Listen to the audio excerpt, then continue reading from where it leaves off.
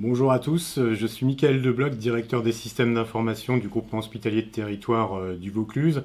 Je suis accompagné aujourd'hui de Philippe Rodriguez, qui est responsable des systèmes d'information du centre hospitalier d'Avignon. Le centre hospitalier d'Avignon est l'hôpital support donc, de notre GHT, qui dispose de 10 établissements sur un bassin de population de 750 000 habitants. On a accepté de témoigner aujourd'hui parce qu'en fait, notre histoire commune veut que depuis des années, on croit profondément au concept de DMP, au dossier médical partagé, et on a vu dans l'opportunité d'arrivée de mon espace santé une manière peut-être de concrétiser une quinzaine d'années au service des systèmes d'information hospitaliers. On est très impliqué dans le programme Open, également dans le programme SON-ES et SON-S, et c'est donc très légitimement qu'on s'est posé la question il y a 2 ans de la manière d'alimenter le DMP et la messagerie sécurisée de santé, qu'elle soit à destination des professionnels de santé ou la messagerie citoyenne.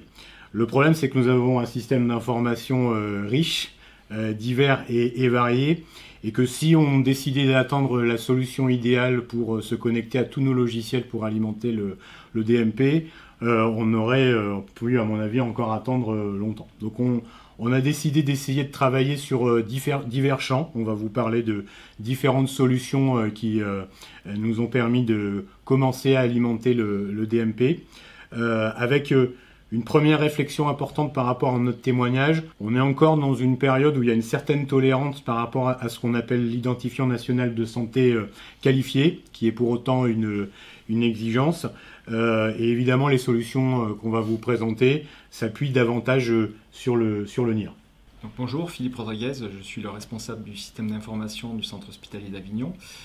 Donc pour traduire ce que Michael Debloc mettait en avant, notre système d'information est très hétérogène et on a une multiplicité, on va dire, d'interfaces et d'outils, avec un dossier patient adossé à une gamme, avec des services de laboratoire, un service de radiologie, donc également un outil pour tout ce qui concerne les urgences. Et cette multiplicité impose, on va dire, des mécanismes et des fonctionnements différents. Au niveau organisationnel, on a des difficultés, on va dire, très hétérogènes également, puisque le circuit de fonctionnement et de l'organisation est différent suivant chacun des circuits.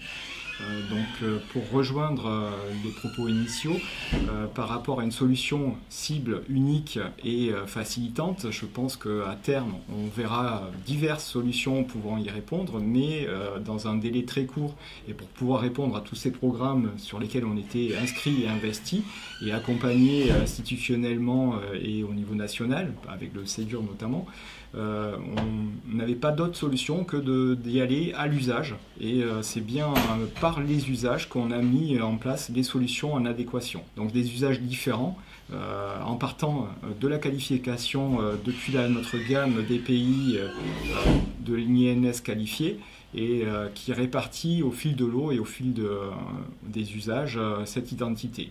Donc à la fois par rapport au dossier patient avec une solution intégrée par l'éditeur, ce qu'on a appelé communément la DMP Box, qui permet d'alimenter mon espace santé du volet DMP, mais par d'autres usages comme avec d'autres solutions.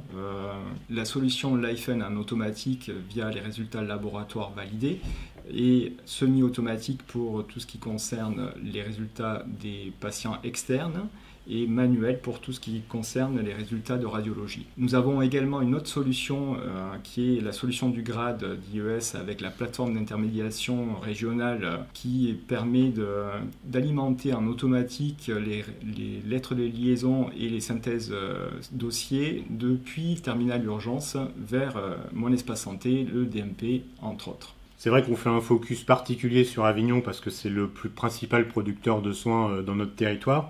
Mais en réalité, la démarche d'alimentation du DMP et de mon espace santé au sens large, on l'a menée à l'échelle du GHT.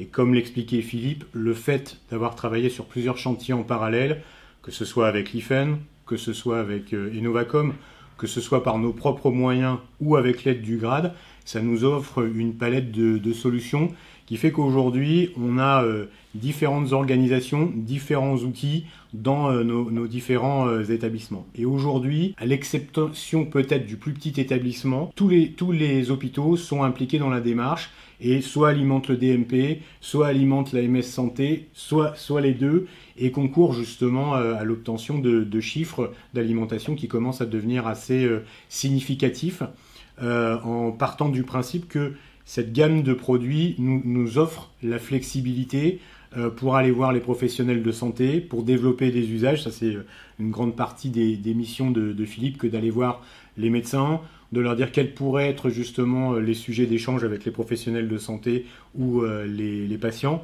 et de voir ensuite quelles vont être les organisations à mettre en place, qu'elles soient complètement automatisées ou semi-automatisées pour les intégrer plus facilement au processus. Pour compléter les propos de M. Debloc, par rapport aux petits établissements, les solutions sont semi-automatiques, automatiques ou hétérogènes également, et on accompagne notre GHT avec le panel des solutions qu'on met en place.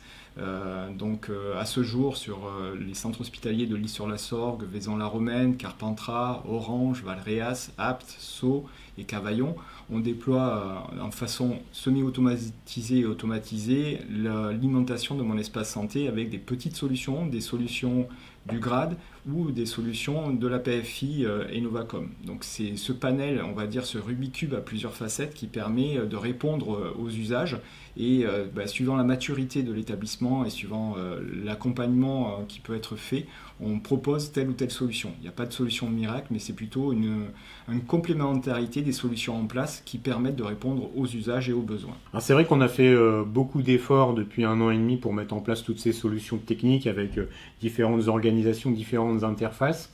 Aujourd'hui, quand on regarde nos statistiques, elles ne sont pas forcément le reflet de ce qu'on envoie réellement au DMP, parce qu'on a ce qu'on appelle des rejets, notamment le fait que tous les Vauclusiens n'ont pas encore un espace santé activé. Aujourd'hui, on a à peine 25% de notre population qui a un DMP activé. C'était antérieur justement à la démarche de mon espace santé. Et malheureusement, le Vaucluse, au niveau alphabétique, va être parmi les derniers déploiements et activations réalisés au niveau national. Donc c'est vrai qu'on génère une certaine frustration peut-être au niveau de nos professionnels de santé et nos patients, mais on a bon espoir que d'ici la fin de l'année, ces soucis puissent être réglés de manière à pouvoir alimenter plus pleinement le DMP.